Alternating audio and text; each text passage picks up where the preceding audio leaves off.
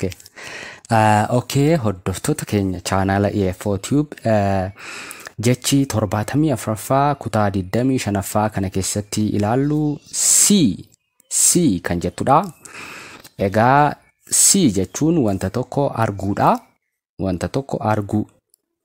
Jechi look jettullee ni jirti.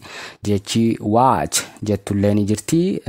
Kanneen gara fuula duraatti kutaa keenya itti aanan keessatti ni baranna. Garuu ammaaf yaada isaa qabachuudhaaf yeroo C jennu wanta tokko arguu akka jechuuti. Ijuma keenyaan yookaan yeroo ija banannu wanta fuula dura keenya jiru arguu jechuun C jedhama. Waan hunda akka jechuuti. Ija keessan yeroo bantan fakkeenyaaf ganama hirribaa yeroo kaatan ija keessan yeroo bantan waan isin agartan hundi C jedhama. Garuu yeroo ilaaltan ilaaluu fakkeenyaaf as ilaalaa jirtu yoo ta'e isin as ilaali yoon isiniin jechuu barbaade look hin jedha malee C hin jedhu. Look jechuun ilaaluu. Kallattii isin ilaalaa jirtan jijjiirtanii gara waan sanaatti ilaaluu akka jechuudha. Fakkeenyaaf isin waa hunda kana ilaalaa jirtu ta'uu danda'a. Egaa C yeroo jennu fakkeenyaaf viidiyoo kana asii kaastanii haga asitti xiyyoo hunduma isaa ilaalaa jirtu. Inni sun arguu jedhama. Garuu fakkeenyaaf ani look maarkarii kana look yoo isiniin jedhe maarkarii kana qofaa ilaalaadha malee bakka kana lakkoofsa 25 kanneen asitti barreeffaman ilaalaa isiniin jechuu kiyya miti. Look yeroo jennu xiyyeeffannoo isin barbaada. Fakkeenyaaf maarkarii kana ilaali look yoo isiniin jedhe ishee kana maarkarii kana ilaalaadha malee lakkoofsa 74 ilaalaa isiniin jechuu koo miti. Lakkoofsa 25 ilaalaa isiniin jechuu koo miti jechuudha. Look kan jettu kun yookaan ilaaluu kan jettu kun xiyyeeffannoo barbaaddi. Isin gara biraatti ilaalaa jirtu, namni tokko immoo gara asitti ilaali yoo isiniin jechuu barbaade jecha look jettu kana fayyadama malee C kan jettu kana hin fayyadamu. Watch kan jettu immoo daawwachuudha. Fakkeenyaaf isin walumaa galatti viidiyoo kana daawwachaa jirtu. Watch kan jettu kana kan fayyadamnu keessumaa wantoota sosocho'aniif. Fakkeenyaaf harki koo kun socho'aa jira. Harka koo wajjin yookaan harka koo waliin buutanii ilaalaa jirtu. Kana jechuun amma watch jenna ilaaluu yookaan walumaa galatti daawwachuu akka jechuuti. Fakkeenyaaf fiilmii, muuziqaa, viidiyoo, diraamaa garaagaraa YouTube irratti gadhiifamu maal gootu jenna C hin jennu. Look hin jennu, watch jenna yookaan daawwachuu. Maaliif wantoonni sun sochii qabu, xiyyeeffannoo guddaas ni barbaadu. Fakkeenyaaf watch yeroo jennu walumaa galatti xiyyeeffannoo keessan parsantii 100 isin barbaaduu ni danda'a. Parsantii 100. Look kan jettu immoo haga parsantii 90tti isin barbaaduu ni dandeessi. Fakkeenyaaf ishee kana laalaa yoon isiniin jedhe walumaa galatti bakka kana hin laalina akka jechuu kooti. Ishee kana yookaan maarkarii kana ilaalaa yeroon isiniin jedhu. C jechuun immoo xiyyeeffannoon isaa baay'ee xiqqaachaa dhufa. Maaliif yeroo C jennu wantoota hundaa agarraa, wanta ija keenyaan arginu hundi arguu jedhama. C kan jennu sun wanta isin agartan hunda akka jechuuti. Look yeroo jennu immoo wantoota jiran keessaa wanta tokko qofa adda baafannee kallattii ijaa keenyaa gara waan sanaatti goone yeroo ilaallu look jedhama jechuudha. Watch jechuun immoo viidiyoo garaagaraa daawwachuu. Yeroo namoonni sosocho'an sosochii isaanii waliin jala deemnee ilaaluu daawwachuu akka jechuuti. Garaagarummaa jechoota kanaa ammaaf akkasittiin qabadhaa. Gara fuula duraatti garuu bal'inaan yeroo tokkoon isaanii ilaallu adda isinii ba'a jedheetiin yaada. Egaa jecha C jettu kana isheen tokkoffaa arguu jechuudhaaf itti fayyadamna. Wanta tokko arguu keessatti jechi C jettu kun nu fayyaddi.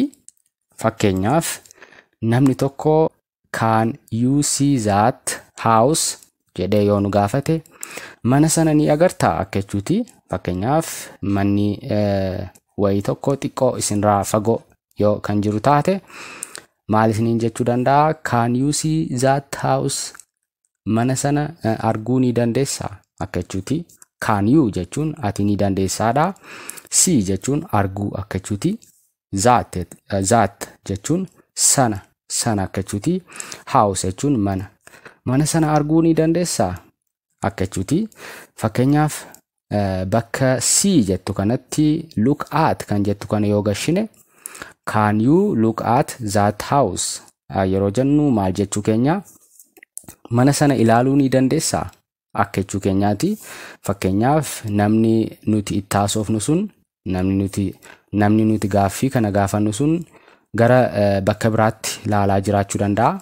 Fakkeenyaaf namichi gara asiitti ilaaluu danda'a. Gara asiitti ilaaluu dandeessaa jennee yoo gaafachuu barbaanne look at kan jedhu kana fayyadamna malee see kan jedhu kana hin fayyadamnu. Look at yoo jenne kallattii ija nama sanaa jijjiiraa jirra jechuudha. Fakkeenyaaf maarkarii kana bakka kanatti ilaali yoon isiniin jechuuf barbaade look kan jettu kana hin fayyadama malee see kan jettu kana hin fayyadamu. See this hin jedhu ani see this hin jedhu look at this hin jedha. Look at this kana ilaali. Kallattiin ijaa kee gara kanaatti akka jechuudha. Can you see that car?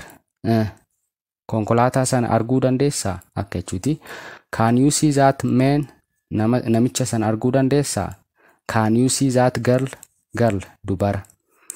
Dubartii sana yookaan dubara sana arguu dandeessaa akka jechuuti.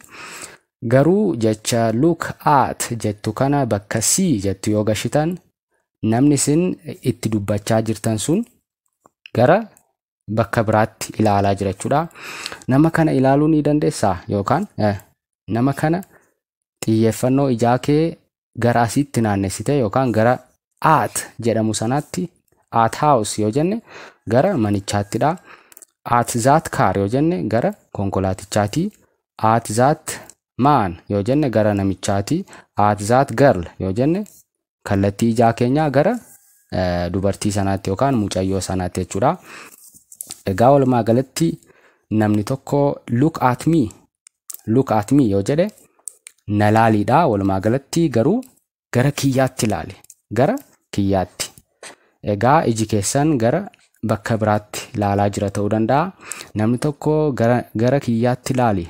Gara kiyyaatti ilaali yoo jechuu barbaade look at me jedha. Xiyyeeffannoon ija keessanii gara nama sanaatti dha jechuudha. Ni jijjiirama. Kanaaf garaagarummaa lookii fi see akkasitti gargar baafattanii fayyadamuu ni dandeessu jechuudha. Faayidaa lammaffaas ni qabdi. Jechi see jettu kun sadarkaa keessaniif kan ta'u jechuudha. Isheenis maal kan jettudha? Hubadheera jechuudhaaf. Wanta tokko namni isinii ibsee yookaan namni isinitti hime naa galeera yookaan hubadheera jechuudhaaf now I see jechuu ni dandeessu. Now jechuun amma. I see yoo jettan amma naa galeera akka jechuu keessaniiti. Fakkeenyaaf hiriyyaan keessan tokko dhufee haasaa wayii yookaan oduu wayii isinitti hime amma naa galeera waan ateettu yoo jechuu barbaaddan now I see jechuu dandeessu. Walumaa galattis I see jechuu ni dandeessu. Sana jechuun ani hubadheera yookaan naaf galeera waan ateettu akka jechuudha. Kanaaf I see jechuun walumaa galatti ani argeera akka jechuuti. Garuu waan ijaan argamu miti. Wanti nuti agarru sun yaada nama sanaa hubanneerra. Waan namni sun jechaa jiru sun nuuf galeera akka jechuudha. Hiriyyaan keessan yookaan namni kamuu haasaa tokko godhee isinii galeera yookaan wanti sun wanta sana hubattaniittu yoo ta'e I see jettanii deebisuu ni dandeessu jechuudha. Egaa hordoftoota chaanaala EFOTube barnoota keenya kutaa 25ffaa kana keessatti jechoota garaagaraa 3 adda baafannee ilaallee jirra jechuudha. Yoo viidiyoon kun isinitti tole like gochuun dagatina. namoonni chaanala keenyaaf haaraa taatanis chaanala EFO Tube jedhu kana subscribe gochuun dagatina. Yaadaa fi gaaffii keessanis komentii viidiyoo jalaa kana jala jiru keessa seenaatii naa barreessuun dagatina. Haga barnoota keenya kutaa 26ffaa keessatti wal agarrutti yeroo gaarii qabaadhaa. And as always, take care.